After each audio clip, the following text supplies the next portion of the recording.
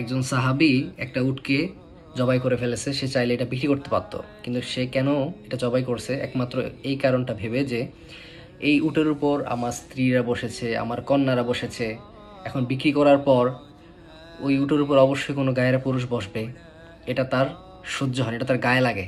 এই গায়ে লাগার বিষয়টা হচ্ছে গায়রত, যেটা বর্তমানে অধিকাংশ ক্ষেত্রে বাংলাদেশের পুরুষদের মধ্যে নাই।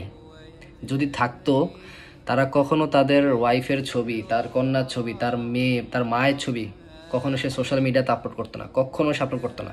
এটা তার গায়েরতে লাগতো যে আমি আমার ওয়াইফের সৌন্দর্য, আমার ওয়াইফের ছবি আমি কেন অন্য পুরুষকে দেখাবো?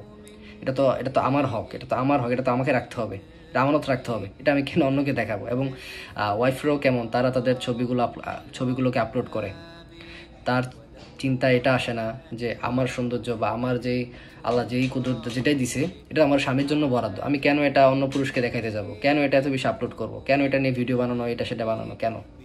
টোটালি আপনাদের অন্তরে গায়রত নাই, এক ধরনের লজ্জাবোধ, এক ধরনের হায়া, এটা আপনাদের মধ্যে নাই। যদি থাকতো আপনারা কখনোই কাজগুলো করতেন না। দেখেন, আপনি আপনার ওয়াইফের ছবি আপ করতেছেন, এখানে আপনার কোনো লাভ হইতেছে? কোনো লাভ হইতেছে না, বরং গুণা ছাড়া কিছুই না। এটা আপনার আমল নামক গুণ হইতেছে, আপনার ওয়াইফেরও গুণ হইতেছে, সবখান দিয়ে আপনার লস, আপনার দিন দুনিয়া দুইটাও যাবে। তো দয়া করে নিজেদের মধ্যে একটু গায়রত বাড়ানোর চেষ্টা করেন। মেয়েদের ক্ষেত্রেও বলি, পুরুষের ক্ষেত্রেও বলি, সেম বিষয়, যে গায়রত বাড়ানোর চেষ্টা করেন, এটা আপনার অনেক কাজে দিবে ইনশাআল্লাহ। আসসালামু আলাইকুম।